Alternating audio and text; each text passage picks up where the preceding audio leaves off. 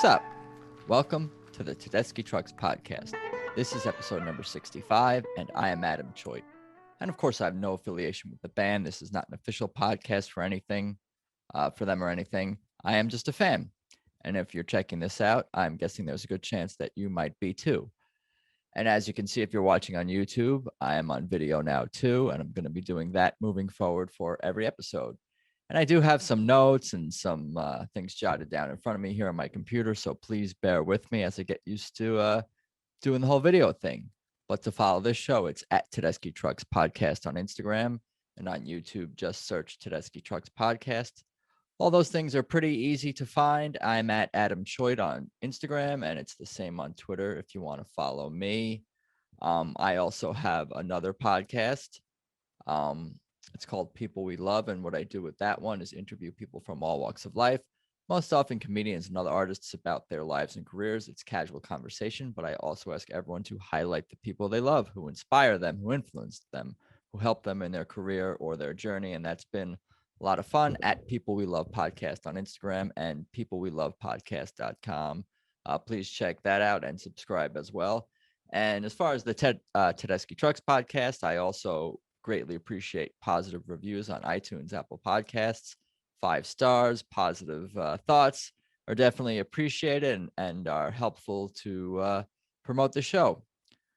So for today, I'm going to do sort of a quick recap of the Beacon shows that the band just did at New York City. I'm going to record, obviously I'm doing the intro, and I'm going to do the meat of the episode and the outro, all sort of in one sitting here. I don't know how long I'm going to talk for. I don't know how long I'll rant and ramble and recap for, but we'll see how it goes. Now, I should mention, I'm recording this on, Thursday, October 14th. And I actually did record an episode yesterday of this. None of you guys care about this, but I'm going to share anyway. On the 13th yesterday, but I had a light coming from the microphone shining on my shirt, and the camera was bouncing. And I think I used my computer's camera instead of my slightly higher quality webcam. So I said, the hell with it.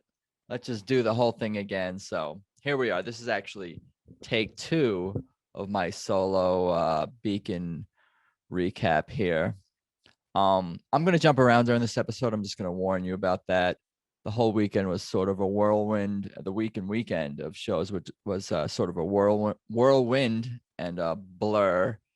But I'll just kind of give you some thoughts and some feelings and reactions and observations and experiences that sort of, and memories even, that sort of jump out at me and have jumped out at me in the past few days and during the week or so of shows that the band was in New York for. So I went to the final 3 shows of the run on the 6th, 8th, and 9th of October. I have the set list here in front of me on my computer, all the set lists. I made a collage for social media. I'm sure some of you saw that. But before I dig too far into the music and the set list and the shows, I just want to mention that I haven't seen the band live since 2019.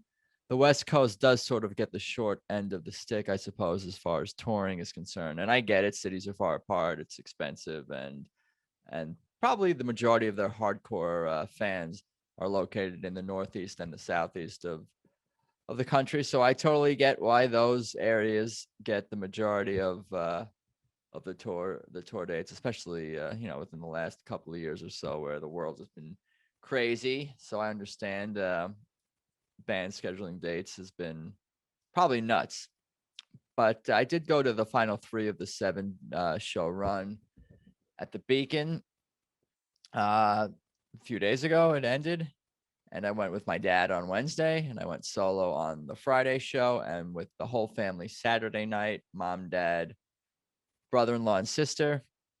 Let's see, what do we got here? I mean, even before I went to see the 3 shows that I had tickets for, I was already listening to very much a lot of Ed Gendelman the famous taper. I was listening to his recordings, of course, of the first few shows, and I was already appreciative of that and just digging into that music and diving into that music, and plenty more on Ed Gendelman to come. But that dude is awesome. I'll just get into it now. That dude is great. He's a great music fan, and I totally appreciate what he does as far as recording the shows and filming them and sharing the band's music with us, and it's great. I'm grateful for that, certainly. And really, well, this was the first time I had met Ed in person. He's been on the podcast a couple of times, a couple of previous episodes. But in many ways, that guy was really my TTB Beacon experience guide. And I really will never forget how generous he was with his time, especially, you know, meet, in person over the last week or so. What a good dude. Um, Introducing me to even Elizabeth Lee and her mom, and I'm grateful to be, to have spent some time with them and get to chat with them a little bit over the time in New York. Just a totally cool experience, and so much more on the band and everyone in it and crew. But again, I said I'm going to jump around. So the Wednesday show, I went with my dad. The show on the 6th, and again, this is my first ever Beacon experience. Somehow I had not been to any past Beacon shows. I do live in California. I should mention that, in Los Angeles, of course. And I'm not in Los Angeles in California right now. I should mention that as well. I'm in my parents' basement on Long Island here, still in town for a little bit longer before I head back to LA. But yeah, the first show I went to with my father, and it was our first TTB experience together, me and him. He had been to previous shows, of course, Allman Brothers and TTB at the Beacon. But we took the Long Island Railroad into Penn Station, and of course the subway up to 72nd Street to the venue. We had a nice sushi dinner before. These are important details that you guys need, because I want to set the whole mood and the scene for at least this first night, let's say.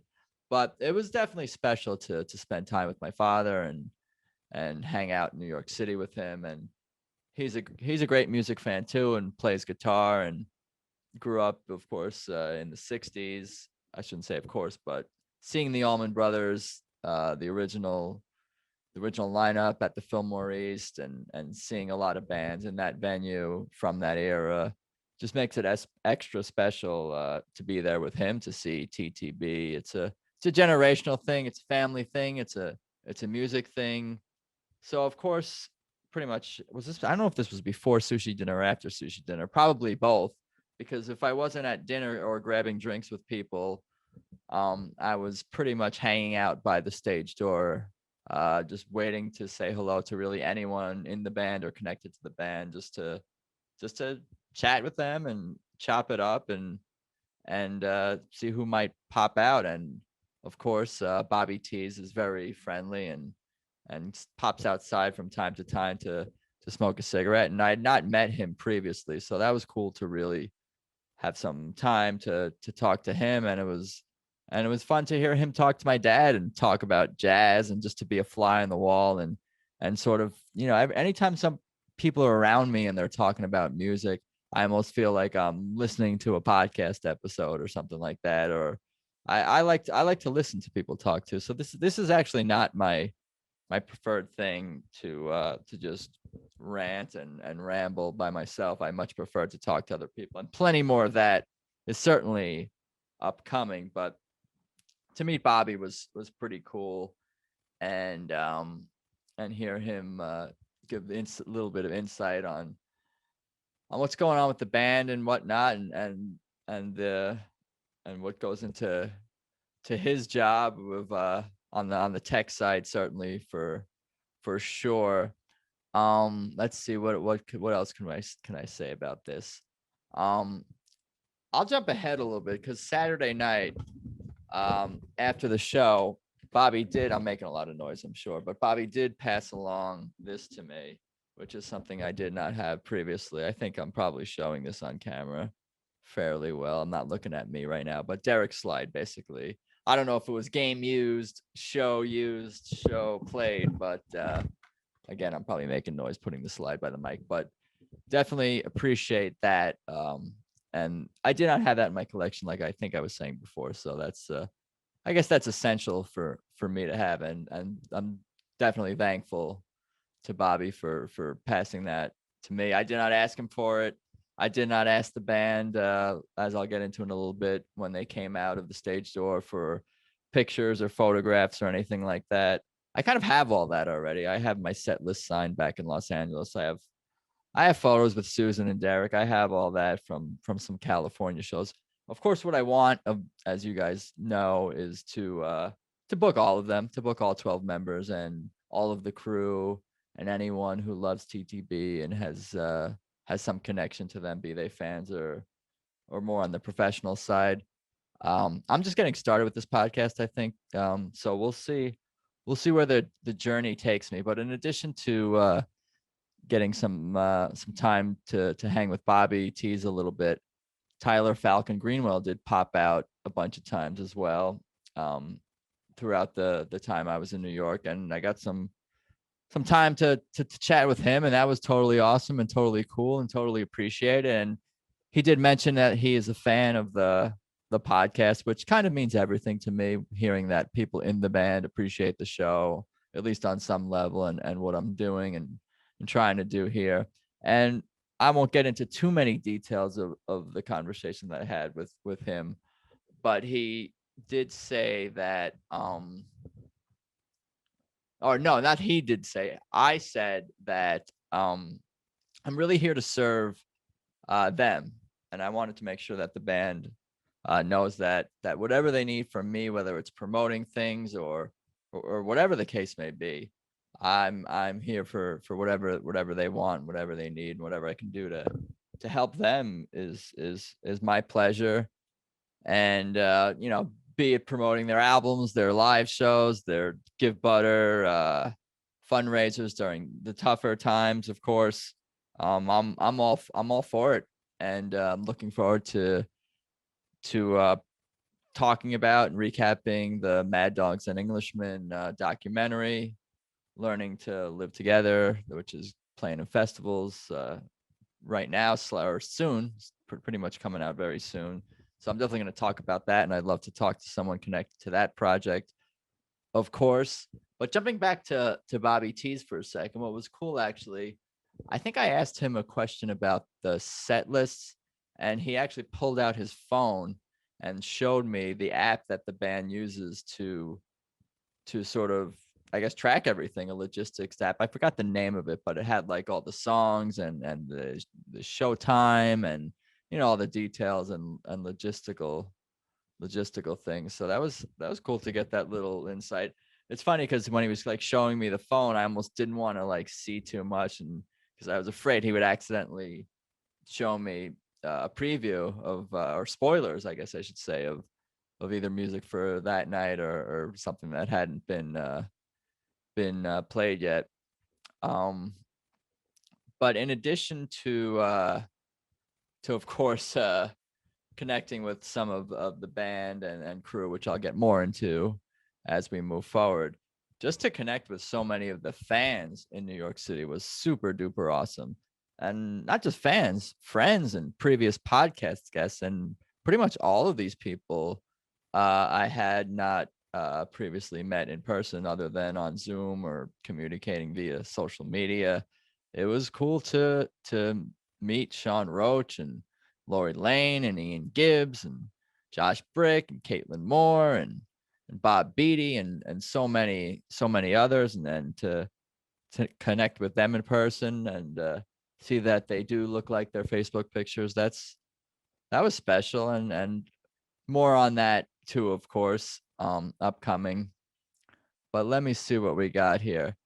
I mean, the set list is something I could just really dive into to a little bit. I think maybe I'll just look at some of the songs here and try to go a little bit in chronological order as far as some things that jump out at me. Because as you know, I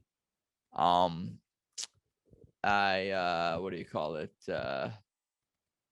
I love this band unconditionally. That's what I'm saying. So I'm not the right person to really judge and critique everything. And I mean, I'm looking at all the set lists in front of me. That's like God knows how many songs, 100+ songs here in front of me, and I really appreciate all of them. So it's hard to even think about what jumps out at me, one thing more than another. But really, from the very first show that when I heard I wasn't there for this one, of course, but the 9:30, the September 30th show where they opened with the Allman Brothers, "Don't Want You No More," and then you hear the pop from the crowd when Susan comes out to sing "Not My Cross to Bear." I thought that was a special moment, just listening and watching that.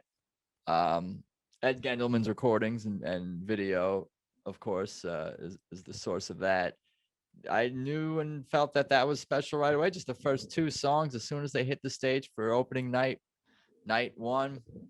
Um, yeah, that the way the crowd reacted to Susan, like it gives you goosebumps and chills and all that.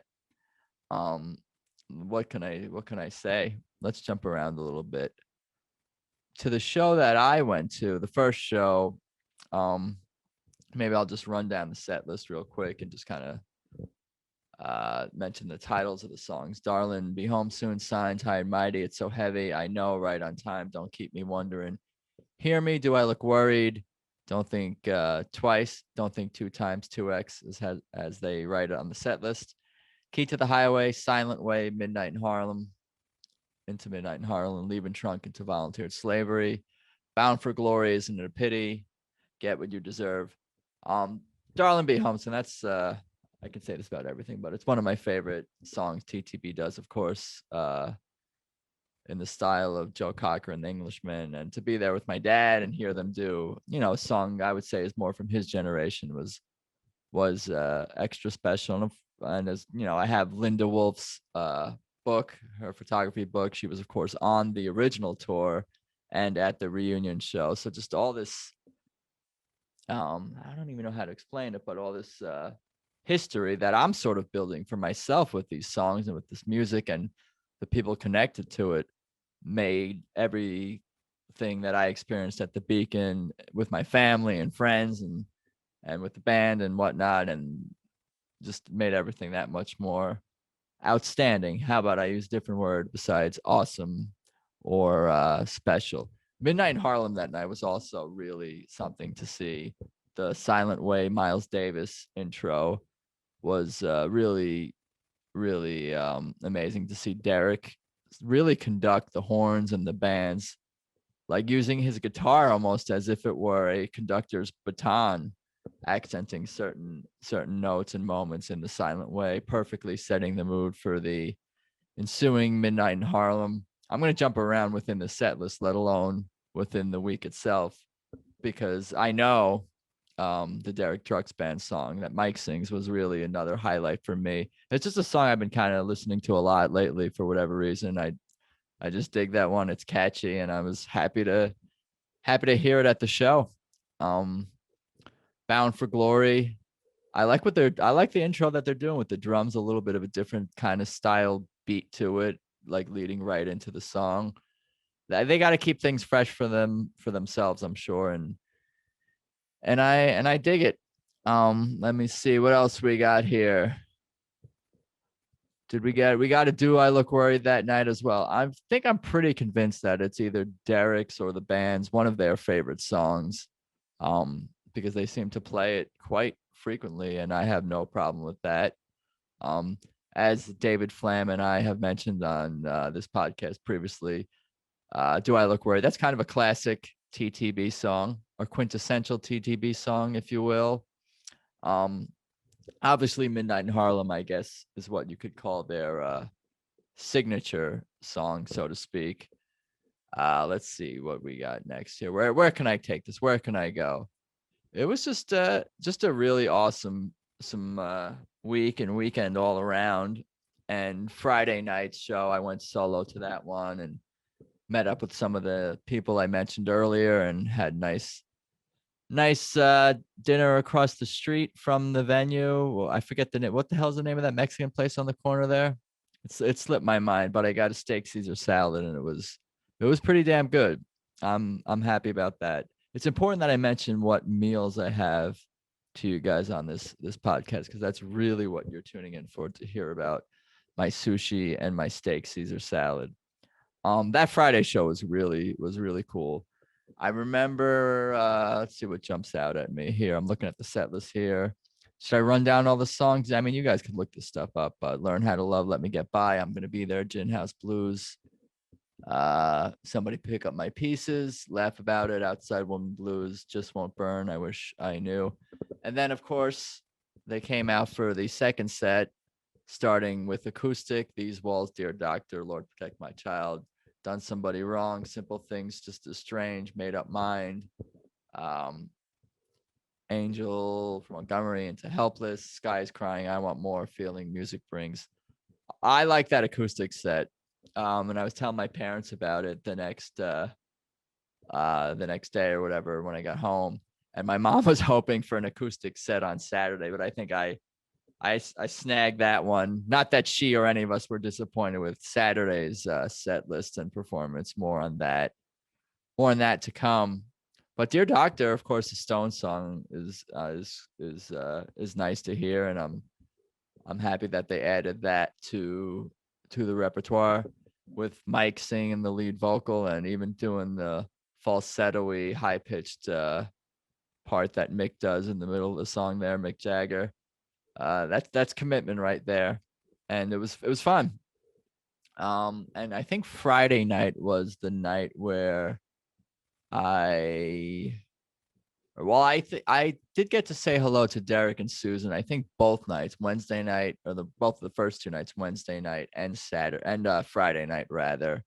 And that was nice, just to tell them that I appreciate the music and the performances, and that the shows and set lists were great. And honestly, some of these moments with the band, it's kind of a little bit of a blur. And I did have a few whiskeys and maybe some other things on these evenings, but it was a fun time for sure. And I'm grateful to have gotten the chance to say hello to Derek and Susan. And I remember and I did say that, oh, I'm the podcast guy. I think I said that to pretty much all the band members and musicians that I got a chance to see in person. But who the hell really remembers? Again, it's all kind of a little bit foggy, a little bit of a blur. Even parts of my conversation with Falcon, or I suppose, are a little bit that way. And it's funny because I could kind of feel myself slipping into podcast guy mode a little bit, asking Falcon a bunch of TTB music related questions. And I suppose maybe I'm semi decent at this, to the point where it doesn't feel like I'm running down a list of questions. And even when I'm asking questions, it comes across, I suppose, and hope at least, somewhat conversational, and not too much of an annoying fanboy podcast person kind of thing going on. Let me see here. What do we got here? What else do we got?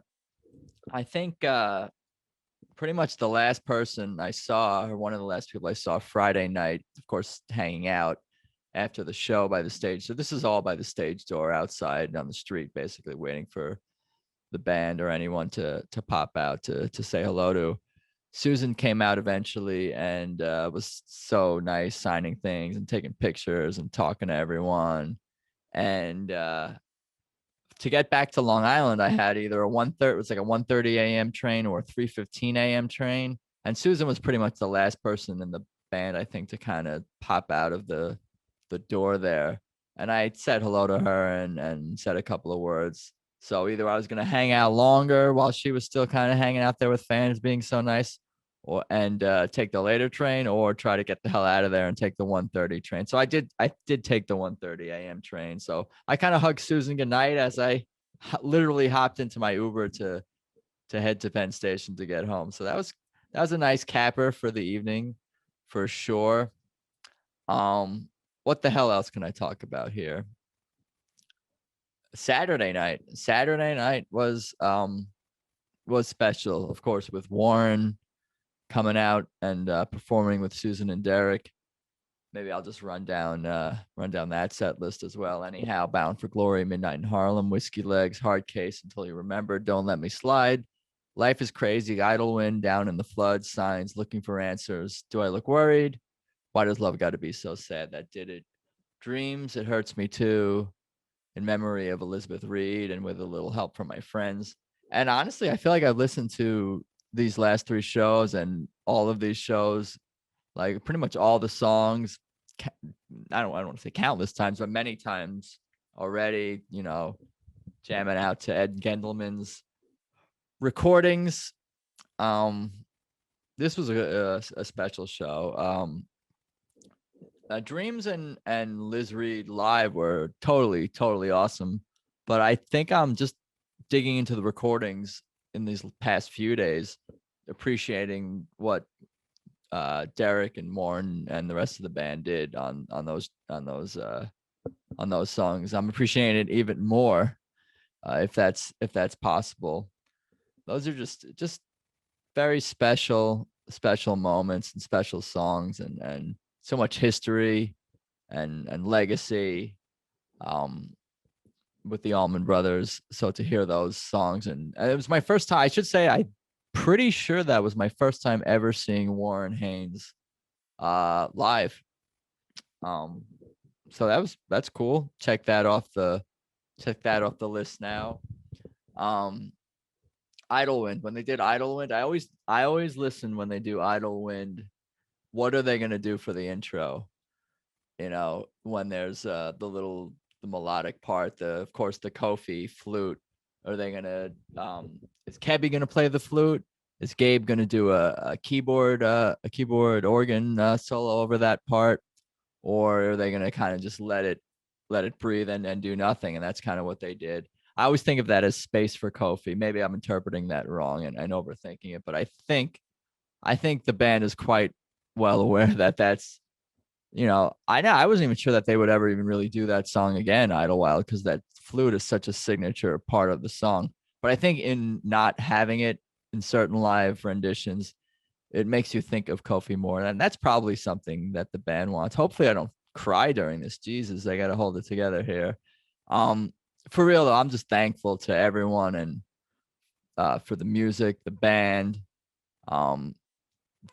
family, friends, Swamp family, friends, everything. It was just such an amazing experience and such a great, fun week or so of shows. And I only went to 3 of them. I'm going to all 7 next year. I pretty much already decided. So try to hold me to that. You guys can hold me to that. I want to go to more shows. I want to go to every show, but this is sort of obvious to anyone who knows me at all that if I could go to every show, I would.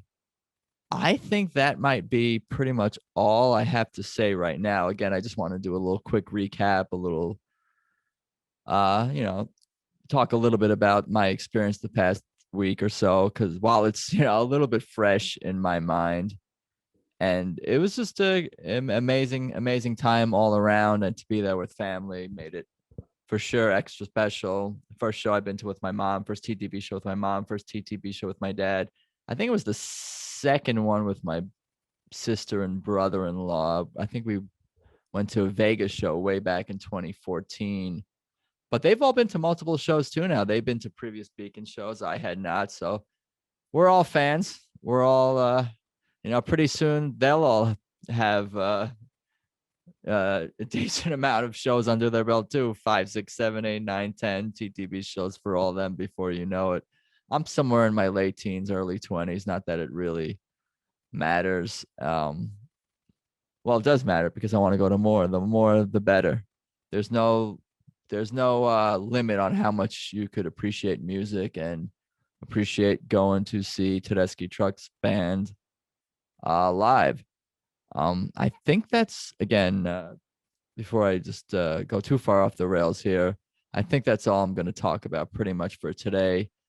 That's let that be episode 65. Hope everyone is doing okay out there. I'm going to do some plugs now and whatnot, and a little bit of business or whatever, but please check out Tedeschi Trucks Podcast on Instagram. That's at Tedeschi Trucks Podcast. And of course, remember to tap subscribe or follow on iTunes. or Spotify or via whichever way you listen to this show. Again, positive reviews on iTunes are greatly appreciated. Tedeschi Trucks Podcast with spaces in there is the YouTube channel. I'm on Instagram and Twitter at Adam Choit.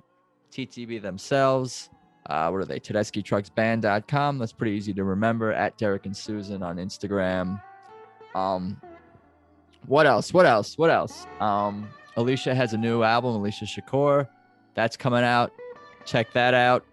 I have that other podcast, People We Love. Check that out too, please. At People We Love Podcast. On Instagram, peoplewelovepodcast.com. I have a website for that. I think that's about all I got for today. Thank you so much for listening. I appreciate all the support, and it was just a really fabulous time here in New York. Technically, I'm still here. Thank you, Tedeschi Trucks Band. Thank you, family. Thank you, friends. Thank you, Swamp family. Just trying to enjoy the run. Hope you guys are good. Talk soon. Later.